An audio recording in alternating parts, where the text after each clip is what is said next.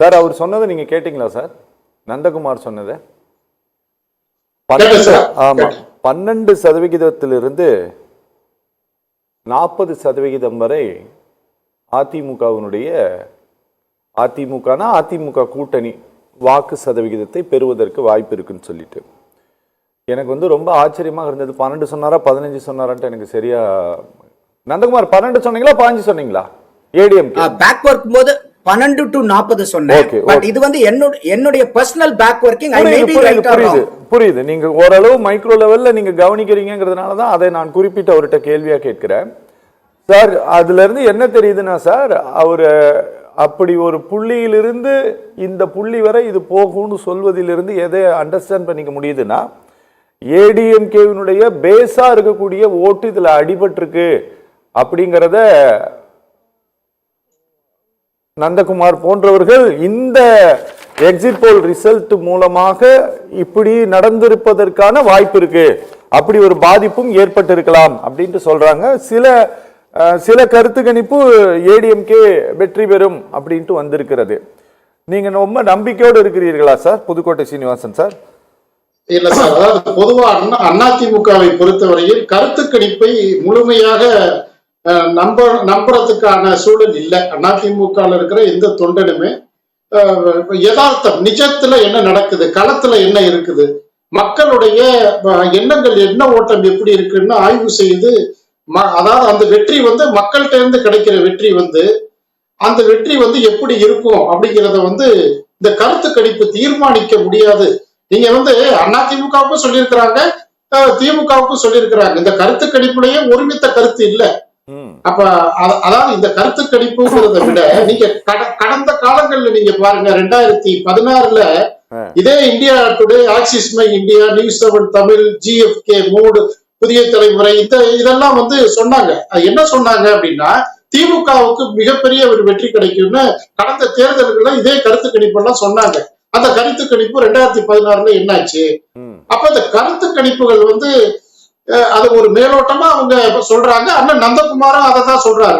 அதிமுக வாக்கு வங்கிகள் என்னைக்கும் சிதறாது. அது ஒரு அதாவது நெஞ்சில் குடியிருந்த கோயிலாக இருக்கக்கூடிய புரட்சி தலைவர் எம்ஜிஆர், புரட்சி தலைவி அம்மா, இன்றைக்கு புரட்சி தமிழர் ஐயா எடப்பாடியார்.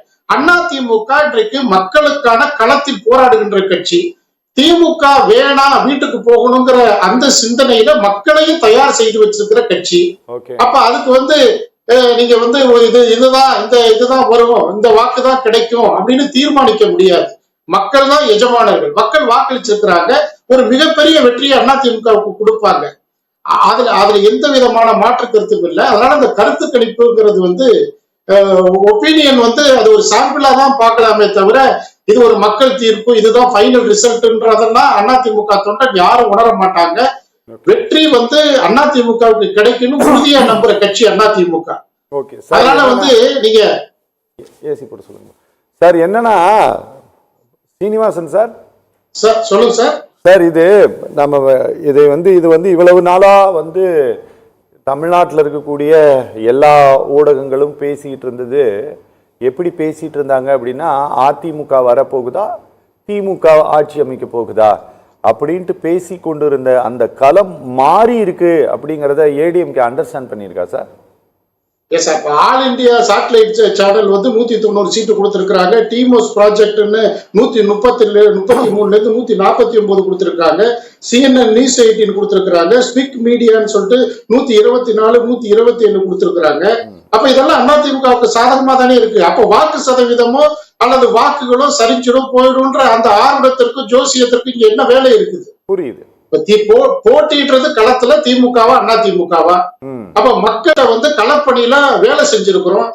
234 தொகுதியும் களப்பணியாற்றி இருக்கிறோம். புரட்சி தமிழர் ஐயா எடப்பாடியார் எல்லா இடங்கள்லயும் மக்கள்கிட்ட ஒரு மிகப்பெரிய புரட்சியை துவக்கி வச்சிருக்கிறாரு. அதனால இந்த காட்சி இதெல்லாம் யதார்த்தம் இல்ல. உண்மையான நிலை என்னன்னா, அதிமுக வெற்றி பெற போகுது, ஆட்சி அமைக்க போகுது. இதுதான் கருத்து கணிப்பு, மக்கள் கணிப்பு. அதனால இந்த ஊடகங்கள் ஏதோ ஒரு ஏஜென்சி சொல்றாங்கிறதுனால அத அதிமுக கருதல, அது வேற சப்ஜெக்ட். ஆனா வெற்றி பெற போவது மக்கள். அதிமுக தான் வெற்றி பெற செய்வாங்க. அதுல எந்த மாற்று கருத்தும் இல்ல.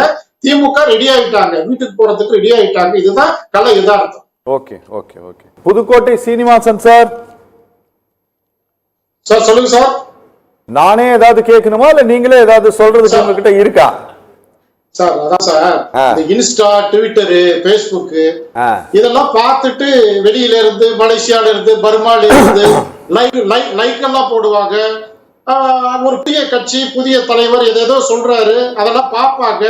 ஆனா தமிழ்நாட்டு மக்கள் இன்ஸ்டாவையும், ட்விட்டரையும், பேஸ்புக்கையும் பார்த்துட்டு இதுதான் உண்மை நிலைன்னு சொல்லிட்டு ஓட்டு போட மாட்டாங்க. லைக் தான் போடுவாங்க. அது யாரா இருந்தாலும் சரி. அப்ப அண்ணன் சொன்னாரு சினிமா பத்தி. சினிமால இருந்துதான் அதிமுக மிகப்பெரிய ஒரு மக்கள் இதுக்கு போடுச்சு. அது ஒரு கருவி, அதுல மாற்று கருத்து இல்லை.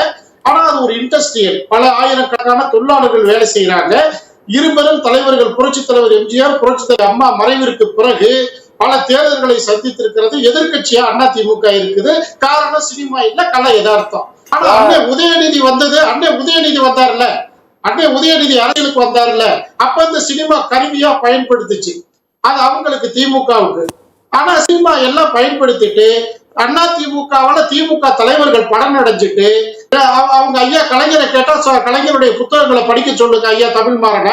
அப்ப அதிமுகன்ற நிறுவனர் புரட்சி தலைவர் எம்ஜிஆரால் பயன்பெற்ற கலைஞருடைய குடும்பம் இன்னைக்கு சினிமாவை சாதாரணமா நினைக்கிறாங்க. ஆனா அது ஒரு தொழிலா நினைக்கிறோம். அதிமுகவை பொறுத்தவரை எலெக்ஷன் ஜெயிக்கிறத பத்தி பேசுங்க. கதைகள்லாம் ஜெயலலிதா கதையும் நம்ம பேசணும்னா டைரக்ஷன் கம்ப்ளீட்டா மாறி போயிடும். ஜெயலலிதா அம்மையார் மூப்பனார் கல்யாணத்துல டான்ஸ் ஆடினதெல்லாம் நம்ம பேச முடியுமா சார்? ஒரே ஒரு நிமிஷம், நம்ம அதெல்லாம் போக வேண்டாம். நம்ம தேர்தலை பத்தி பேசுங்க சார். தேர்தலை பத்தி தான் சார். இங்க பாருங்க, புதுக்கோட்டை சீனிவாசன் சார், இங்க பாருங்க, அவர் சொன்னது என்னன்னா சார், நீங்க அவங்க உங்களுக்கு ஆப்போசிட் பார்ட்டி அப்படிங்கறதுனால அவர் சொன்னதை நீங்க அந்த பாயிண்ட்ல நின்று அதுக்கு ஆன்சர் பண்ணுவீங்கன்னு நான் எதிர்பார்த்தேன். அது நீங்க பேசாதனால நானே அந்த கேள்வியை சொல்றேன் சார். சார், எந்த சினிமா கவர்ச்சி அதிமுகவை உயிர்ப்போடு வைத்துக் கொண்டிருந்ததோ அதே சினிமா கவர்ச்சி தமிழ்நாட்டு அரசியல் களத்தில் திரும்பவும் நுழைந்து அதிமுகவை இந்த தேர்தலில் வீழ்த்தி இருக்கிறது அப்படிங்கிறது தான் டிஎம்கே சொல்லி இருக்கக்கூடிய விஷயம். சார் அதெல்லாம் இல்ல சார், திமுக வனவாசம் அனுப்பிச்சு விடுவோம் சார், அது ஒரு பிரச்சனை இல்ல சார். நான் சொல்றேன் சார், தமிழ்நாட்டுடைய உரமாவும் வரமாவும் அதிமுக பல்வேறு திட்டங்களை கொண்டு கொடுத்திருக்காங்க. மக்கள் அதை தான் விரும்பி ஓட்டு போட்டிருக்காங்க. சரி, நீங்க சும்மா ஏமாத்துறதுக்கு ஓட்டு போடல. இன்னைக்கு வாங்குற அத்தனை விருதுகளும் அதிமுக போட்ட விதை, அதிமுக போட்ட திட்டங்கள் தான் இன்னைக்கு திமுக பேரு சிக்கல் ஒட்டி வந்தாங்க. அதனால மக்களுக்கு தெரியும் எந்த ஆட்சி மக்களுக்கான ஆட்சிங்கிறது மக்களுக்கு தெரியும். அவர் ஐயா முன்னாள் எம்எல்ஏ அண்ணன் சொன்னாரு, திமுக ஆட்சி தொடருதான் சார். அது முற்றும் சார், அது முற்றும் போட்டு ரொம்ப நாள் ஆகி போச்சு. நீங்க 4ஆம் தேதி வெயிட் பண்ணுங்க, அது தொடராது, அது முற்றும். அதிமுகவோட ஆட்சி மலரும், அதுல எந்த பிரச்சனையும் இல்ல. அதனால இந்த கருத்து கணிப்பை வச்சுட்டு திமுக பெருமை அடைச்சுக்கிட்டா ஒரு 4ஆம் தேதி வரையும் சந்தோஷப்படுங்க. அதுக்கு அதிமுக தடை இருக்காது. களத்தினுடைய மக்கள் வாக்களித்திருக்கிறது அதிமுகவுக்கு தான். அதனால எந்த கட்சியும் அதிமுகவிற்கு இணையா தடையா இந்த வாக்குகளை சிதறடிச்சிடலாம், இந்த மாதிரி வேணா உட்கார்ந்து பேசுறதுனால அதிமுக வெற்றியை யாராலும் தடுக்கிட முடியாது அப்படிங்கறத நான் பதிவு செய்யறேன். ஓகே.